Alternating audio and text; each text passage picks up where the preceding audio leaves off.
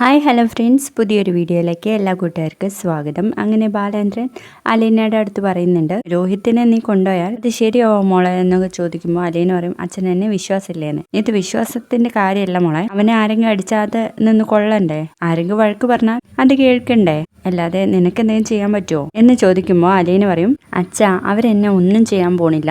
ആ കോളനിക്കാർക്കൊക്കെ ഇപ്പൊ എന്നെ അറിയും, എന്നെ വഴിയിൽ വെച്ച് കണ്ടാൽ തന്നെ സംസാരിക്കും എന്ന് പറയുമ്പോൾ നമ്മുടെ ബാലേന്ദ്രൻ പറയും, ഇനി നിന്റെ ഇഷ്ടം പോലെ രോഹിത് വരാന്ന് സമ്മതിച്ചോ എന്ന് ചോദിക്കുമ്പോൾ അലീന പറയും, ഞാൻ എവിടെ പോയാൽ അവന് വരാൻ ഒരു പ്രശ്നമില്ല, എന്റെ കൂടെ അല്ല അച്ഛ വരുന്നേ, ഇപ്പൊ തന്നെ പോവാണോ എന്ന് ചോദിക്കും.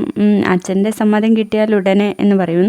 എന്നാ പോയി വാ. എങ്ങനെയാ പോകുന്നേ, ഞാൻ കൊണ്ടുവിടണോ എന്ന് പറയുമ്പോൾ വേണ്ട അച്ഛാ, ഞങ്ങളൊരു ഓട്ടോ പിടിച്ച് പോയേക്കാം എന്ന് പറയുമ്പോൾ നമ്മുടെ ബാലേന്ദ്രൻ കയറി പോകാൻ വേണ്ടിയിട്ട് നോക്കണേ. അച്ഛാ പിന്നെ ഒരു കാര്യം, അല്ലെങ്കിൽ വേണ്ട ഞാൻ വന്നിട്ട് പറയാന്ന് പറയുമ്പോൾ പറഞ്ഞിട്ട് പോ എന്ന് പറയണേ. അതച്ചാ ചരണിയെ പഠിപ്പിക്കാൻ വേണ്ടിയിട്ട് ഞാൻ ഏറ്റിട്ടുണ്ട്, അതൊരു നല്ല കാര്യമാണല്ലോ മോളെ. ഇവിടെ നിന്ന് ഞാൻ പോയാലും അവളുടെ പഠന ചെലവ് മുടങ്ങരുത്, അതിനുവേണ്ടിയാ രോഹിത്തിനെ കൊണ്ടുപോയി അവിടെ പരിചയപ്പെടുത്തി കൊടുക്കുന്നേ എന്ന് പറയുമ്പോൾ ബാലേന്ദ്രൻ ചോദിക്കും, ഇതിപ്പോ 2-3 തവണയായി നീ പോകുന്ന കാര്യം ഇങ്ങനെ പറയുന്നു, എന്താണ് ഉദ്ദേശം എന്ന് ചോദിക്കും. നല്ല ഉദ്ദേശം അച്ഛാ, ഈ കുടുംബത്തിന് സമാധാനം കിട്ടാൻ വേണ്ടിയിട്ട് ഞാൻ എന്തും ചെയ്യും, അത്രേ ഉള്ളൂ എന്റെ ഉദ്ദേശം എന്ന് പറയുന്നു.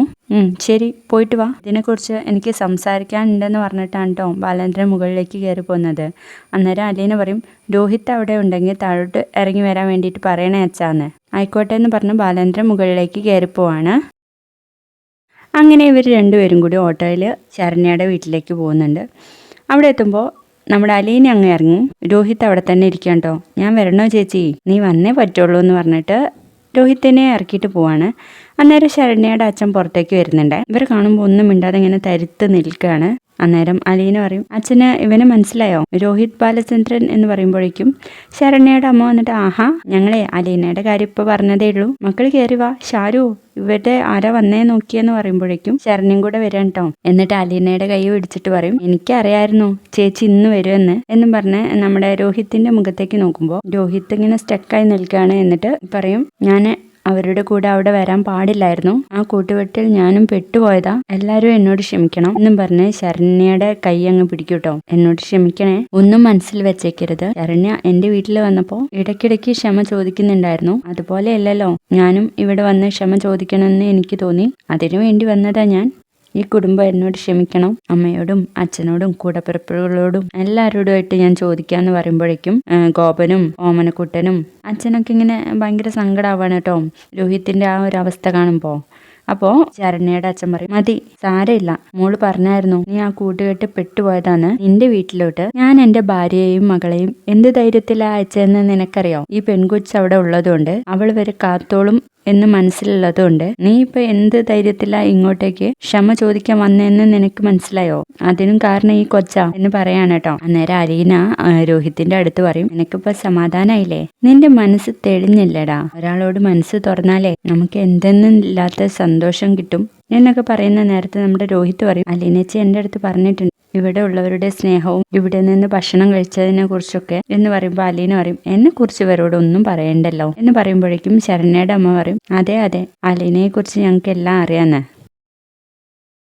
അപ്പോഴേക്കും നമ്മുടെ ശരണ്യ അലീനയുടെ അടുത്ത് പോയിട്ട്, ചേച്ചി ഇവരെ ഇവിടെ നിന്ന് സംസാരിക്കട്ടെ, എനിക്ക് ചേച്ചിയോട് ഒരുപാട് കാര്യങ്ങൾ സംസാരിക്കാനുണ്ടെന്ന് പറഞ്ഞിട്ട് അകത്തേക്ക് കൂട്ടിക്കൊണ്ട് പോവാണ്. അവിടെ ചെന്നിട്ട് പറയും, ചേച്ചിയോടുള്ള ഇഷ്ടം ഓരോ തവണ കാണുമ്പോഴും കൂടിക്കൂടി വരുവാ എന്ന് പറയുമ്പോൾ നമ്മുടെ അലീന പറയും, മാന്ത് കിട്ടായിട്ടാന്ന്, മാന്തിക്കോ എന്ന് പറഞ്ഞ് കൈ കാണിച്ചു കൊടുക്കാട്ടോ. എനിക്ക് കൈക്കല്ല മുഖത്ത് മാന്തണം എന്ന് പറയുമ്പോൾ മാന്തിക്കോ എന്ന് പറഞ്ഞിട്ട് കണ്ണും പൂട്ടി നിന്ന് കൊടുക്കാണ്. പെണ്ണിന് എന്തൊരു ധൈര്യാന്ന് പറഞ്ഞിട്ട്, എനിക്ക് നിന്നെ കാണുമ്പോഴേ വാത്സല്യം കൂടിക്കൂടി വരിക എന്ന് പറഞ്ഞിട്ട് ആ ശരണ്യെ അങ്ങ് കെട്ടിപ്പിടിക്കൂട്ടോ. എന്നിട്ട് പഠനത്തെ കുറിച്ചൊക്കെയാണ് ചോദിക്കുന്നത്. പിന്നീട് ശരണ്യ പറയും, എനിക്ക് സ്കൂളിൽ പോയപ്പോൾ ഓട്ടോഗ്രാഫ് കിട്ടിയിട്ടുണ്ട്, ഞാൻ ചേച്ചിയെ അത് കാണിക്കാം, എല്ലാവരും എഴുതിയിരിക്കുന്ന എൻകറേജ് ചെയ്യിപ്പിക്കുന്ന വാക്കുകൾ തന്നെയാ എന്ന് പറഞ്ഞാൽ അത് കാണിച്ചു കൊടുക്കാൻ വേണ്ടിയിട്ട് പോവാണ്. അതേ സമയമാണെങ്കിൽ ഓമനക്കുട്ടനുമായിട്ട് സംസാരിച്ചിരിക്കാണ്ട് രോഹിത്. അന്നേരം ഗോപം പോയിട്ട് പാല് മേടിച്ചുകൊണ്ടുവരുന്നു, അച്ഛൻ പോയിട്ട് പലഹാരം മേടിച്ചുകൊണ്ടുവരുന്നു. അങ്ങനെ ചായ കൊടുക്കുമ്പോൾ അത് കുടിച്ചുകൊണ്ടിരിക്കുകയാണ്. അങ്ങനെ ശരണ്യയും അലീനയും അങ്ങോട്ടേക്ക് വന്നിട്ട്, ആഹാ ഇവിടെ ടീ പാർട്ടി തുടങ്ങിയത് ഞങ്ങൾ അറിഞ്ഞില്ല എന്ന് പറയാണ്. അമ്മേ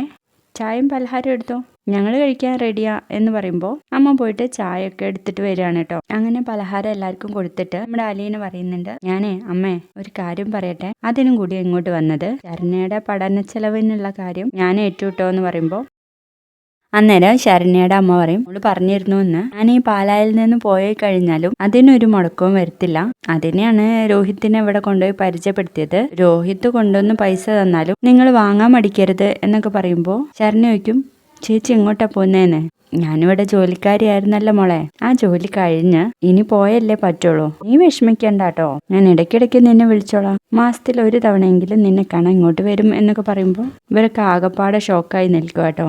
അപ്പൊ ശരണ്യ ചോദിക്കുന്നുണ്ട് രോഹിത്തിന്റെ അടുത്ത്, എന്തിനാ അവിടുന്ന് പറഞ്ഞു വിടുന്നേന്ന്? ഞങ്ങളാരും പറഞ്ഞു വിടുന്നതല്ല, ചേച്ചിക്ക് പോണെന്ന് എന്ന് പറയുമ്പോൾ അലീനയോട് പറയുന്നുണ്ട്, അവർക്കാർക്കും ഇഷ്ടമല്ലല്ലോ ചേച്ചി, അവർക്കാർക്കും ഇഷ്ടമല്ലല്ലോ ചേച്ചി, പിന്നെ എന്തിനാ പോകുന്നേ എന്ന് പറയുമ്പോൾ അലീന പറയും, അതെൻ്റെ പേഴ്സണൽ കാര്യമാണ് മോളെ, എനിക്കിവിടുന്ന് പോയേ പറ്റുള്ളൂ എന്നൊക്കെ പറഞ്ഞാണ് കേട്ടോ അവിടുന്ന് ഇറങ്ങുന്നത്. അങ്ങനെ നേരെ കടപ്പാട്ടൂരിലേക്ക് വരും. അവിടെ കൃഷ്ണമോള് ഫോണിൽ നോക്കിയിരിക്കുകയായിരിക്കും കേട്ടോ. ഇവരെ കണ്ടതും തീരെ മൈൻഡ് ആക്കുന്നില്ല. അങ്ങനെ അലീന വന്നിട്ട് ചോദിക്കും, അയ്യോ ആദ്യം ഞാൻ വരുമ്പോൾ എൻ്റെ തോളത്ത് കയറിയിരിക്കുന്ന പെണ്ണാ, ഇപ്പൊ ഞാൻ വന്നപ്പോൾ ഒന്ന് മൈൻഡ് ആക്കുന്ന പോലെ ഇല്ല, എന്താ കാര്യം എന്ന് ചോദിക്കുമ്പോൾ നമ്മുടെ രോഹിത് പറയും ആ എന്ന്. അയ്യോ അന്ന് തോള് കയറാൻ ഞാൻ മാത്രമേ ഉണ്ടായിരുന്നുള്ളൂ, ഇപ്പൊ ആളുകൾ എണ്ണം കൂടിയില്ലേ, ഇനിയിപ്പോൾ എൻ്റെ കാര്യമൊന്നുമില്ല, പണ്ടാവുമ്പോഴേ എന്നോട് പറഞ്ഞിട്ടായിരുന്നു പുറത്തേക്ക് പോകുന്നത്, ഇപ്പൊ പിന്നെ അതിൻ്റെ ആവശ്യമൊന്നും ഇല്ലല്ലോ എന്ന് കൃഷ്ണമോള് പറയുമ്പോൾ, ഓ അപ്പൊ അതാണ് കാര്യം, ഞാൻ പറയാതെ പോയി അതിനാണല്ലേ എന്ന് ചോദിച്ചു നിൽക്കുന്ന ഒരു ഭാഗത്തോടെ ഇന്നത്തെ എപ്പിസോഡ് തീരുകയാണ്. വീഡിയോ ഇഷ്ടപ്പെട്ടാൽ തീർച്ചയായും ലൈക്ക് ചെയ്തൊന്ന് സപ്പോർട്ട് ചെയ്യണേ. ബൈ.